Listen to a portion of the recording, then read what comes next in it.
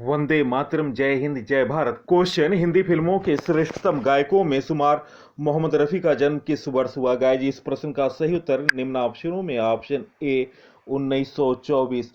Hindi cinema में playback singing को नया आयाम देने वाले मोहम्मद रफ़ी की पैदाइश 24 दिसंबर 1924 को अमृतसर, पंजाब के पास कोटला सुल्तान सिंह में हुई। दोस्तों, उन्होंने पहला नगमा साल 1941 में महज 17 साल की उम्र में एक पंजाबी फिल्म गुल बलोच के लिए रिकॉर्ड किया, जो साल 1944 में रिलीज हुई। इस फिल्म के संगीतकार थे श्याम सुंदर और गीत के बोल थे सोनिए निहिरिये ने। दोस्तों, श्याम सुंदर ने मोहम्मद रफ़ी को हिंदी फिल्मों के लिए सबसे पहले गवाया था। फिल्म था गांव की गोरी, जो साल 1945 में रिलीज हुई। उस वक्त भी हिंदी फिल्मों का मुख्य केंद्र बम्बई था, लिहाजा अपनी किस्मत आजमाने रफ़ी मुंबई पहुंच गए। उस वक्त संगीतकार नौशाद ने फिल्मी दुनिया में अपने पैर जमा लिए। उनके वालिद साहब की एक सिफारिशी चिट्ठी लेकर मोहम्मद रफ़ी बेजोड़ मौसीकार नौशाद के पास पहुंचे। नौशाद साहब ने रफ़ी की शुरुआत में कोरस से लेकर कुछ युगल गीत गवाए। फिल्म के हीरो के लिए आवाज देने का मौका उन्हें रफ़ी को काफी बाद में दिया। नौशाद के संगीत में सजी अनमोल घड़ी 1946 में वह पहली फिल्म थी जिसके गीत तेरा खिलौना टूटा से रफ़ी काफी शोहरत मिली। इसके बाद नौशाद ने रफ़ी से फिल्म मेला 1948 सिर्फ एक शीर्षक गीत गवाया, यह जिंदगी के मेले दुनिया में, जो सुपर हिट साबित हुआ।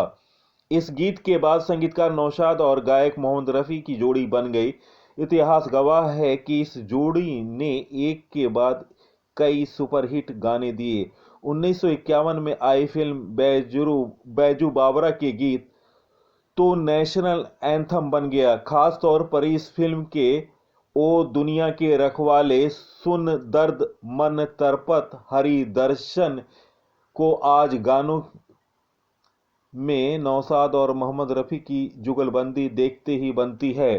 नौशाद के लिए मोहम्मद रफ़ी ने तकरीबन 150 से ज़्यादा गीत गाए। उन्होंने शास्त्रीय संगीत पर आधारित जो गीत गाए उनका कोई मुकाबला नहीं था। मसलन मधुबन में राधिका नाचे रे फिल्म कोहिनूर 1950 और 60 के दशक में मोहम्मद रफ़ी ने अपने दौर के सभी नामचीन संगीतकार मसलन शंकर जयकिशन, सचिन देव बर्मन, रवि रोशन, मदन मोहन, गुलाम हैदर, जयदेव, हेमंत कुमार, ओपी नैयर, सलील चौधरी, कल्याण जी, आनंद जी, लक्ष्मीकांत प्यारेलाल जी, खयाम, आर.डी. बर्मन, उषा खन्ना आदि के साथ सैकड़ों गाने गाए।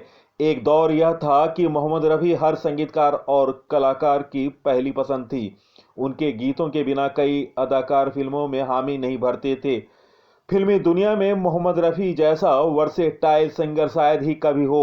उन्होंने हर मौके पर हर मूड के लिए गाने गाए। जिंदगी ऐसा कोई भी वाकया नहीं है जो उनके गीतों में न हो। मिसाल के तौर पर शादी की सभी रस्मों और महलों के लिए उनके गीत हैं। मेरा यार बना है दूल्हा, आज मेरे यार की शादी है, बहारों फूल बरसाओ मेरा महबूब, बाबुल की दुआएं लेती जाओ और चलो रे डोली उठा कहार। हीरो हो या कॉमेडियन, सबके लिए उन्होंने प्लेबैक सिंगिंग की, लेकिन गायन की अदायगी अलग अलग। मोहम्मद रफ़ी के गीतों का ही जादू था। कई अदाकार अपनी औसत अदाकारी बावजूद लंबे समय तक टिके रह गए। सिर्फ गानों की बदौलत फिल्में सुपर हिट होती रहीं। रफ़ी साहब के गाने का अंदाज निराला था। जिस अदाकार के लिए वे प्लेबैक सिंगिंग करते थे, पर्दे पर ऐसा लगता था कि वो गाना गा रहा है। यकीन न हो तो भारत भूषण, दिलीप कुमार, शम्मी कपूर, देव आनंद, गुरुदत्त, राजेंद्र कुमार, शशि कपूर, धर्मेंद्र, ऋषि कपूर आदि अदाकारों के लिए उनके गीत को ध्यान से सुनिए और फर्क और बारीकी देखिए तो पता चल जाएगा कि उनकी पर्सनालिटी के हिसाब से उन्होंने गीत गाए। मोहम्मद रफ़ी के लिए यह किस तरह मुमकिन था? एक बार उन्होंने अपने एक इंटरव्यू में कहा था, किसी फनकार के लिए गाने की मुनासिब से अपना मूड बदलना बहुत ही दुश्वार अमल होता है। वैसे गाने के बोल से ही पता चल जाता है कि गाना किस मूड का है। फिर डायरेक्टर भी हमें पूरा सीन समझा देता है। जिस गाने में आसानी होती है, कुछ गानों में फनकार की भी अपनी दिलचस्पी होती है।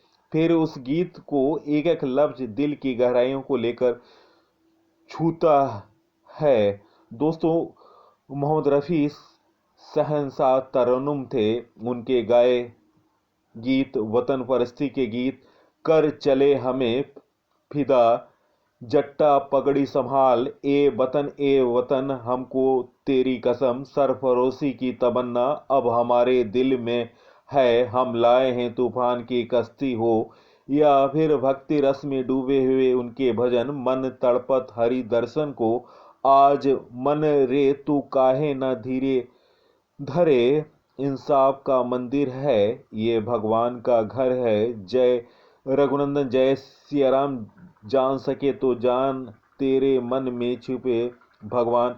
इस शानदार गायक ने गीतों में अपनी जान फूंक दी। दिल की अतिल गहराइयों से उन्होंने इन गानों को गाया। और दोस्तों, जनवरी 1948 में राष्ट्रपति महात्मा गांधी की हत्या के बाद उन्हें श्रद्धांजलि देने के लिए जब उन्होंने सुनो सुनो ए दुनिया वालों बापू की अमर कहानी गीत गाया, तो इस गीत को सुनकर देश के पहले प्रधानमंत्री पंडित जवाहरलाल नेहरू की आंखें नम हो गई।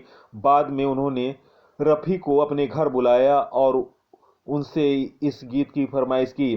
पंडित नेहरू उनके इस गाने से इतने मुतासिर हुए कि स्वतंत्रता दिवस की पहली वर्षगांठ पर मोहम्मद रफ़ी को एक रजत पदक देकर सम्मानित किया। मोहम्मद रफ़ी को अपनी जिंदगानी में कई सम्मान पुरस्कार मिले। दुनिया भर में फैले उनके प्रशंसकों ने उन्हें ढेर सारा प्यार दिया, लेकिन पंडित नेहरू द्वारा दिया गया सम्मान वे अपने लिए सबसे बड़ा सम्मान मानते थे। फिल्म दुनिया के अपने 3.5 दशक करियर में रफ़ी ने देश दुनिया के अनेक भाषाओं में हजारों गीत गाए। ऐसे ऐसे लाजवाब गीत हैं जो सुनकर लोगों के कदम ठिठक जाते हैं। उनकी मीठी आवाज़ जैसे कानों में रस घोलती है, दिल में एक अजीब सी कैफियत पैदा करती है। रफ़ी साहब इस दुनिया में गुजरे 4 दशक हो गए, लेकिन फिल्म दुनिया में उन जैसा दूसरा कोई गायक नहीं आया। दोस्तों, उनके प्रशंसक देश विदेश में फैले हैं और आज भी उनके प्रशंसक उनके गीतों को सुना करते हैं। और दोस्तों, ऐसी शोहरत बहुत कम लोगों को नसीब में होती है। अनेक पुरस्कारों और सम्मानों से नवाजे गए हैं रफ़ी साहब। हिंदी सिनेमा के सबसे बड़े प्रतिष्ठित पुरस्कार फिल्म फेयर अवार्ड के लिए उन्हें 16 बार नॉमिनेट किया गया था और उन्हें 6 बार यह पुरस्कार मिला। साल 1965 में उन्हें भारत सरकार ने पद्मश्री पुरस्कार से नवाजा। और दोस्तों, 31 जुलाई 1980 को महज 55 साल की उम्र में मोहम्मद रफ़ी इस दुनिया से रुखसत हो गए। लेकिन जब भी भारतीय संगीत के इतिहास में सर्वश्रेष्ठ गायकों का नाम लिया जाएगा तो मोहम्मद रफ़ी का नाम सर्वोपरि रखा जाएगा।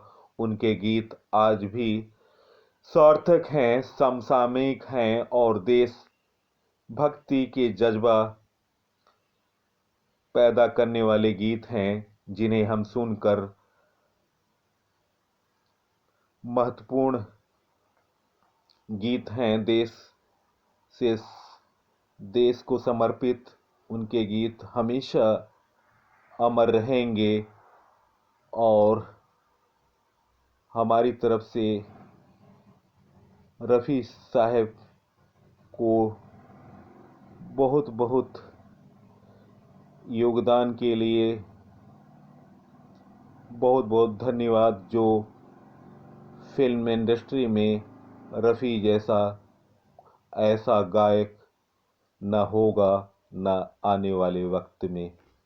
तो मैं इस महत्वपूर्ण जानकारी से आपसे विदा ले रहा हूं। अगले अंक में आपसे मुलाकात होगी, तब तक के लिए मैं विदा ले रहा हूं। धन्यवाद।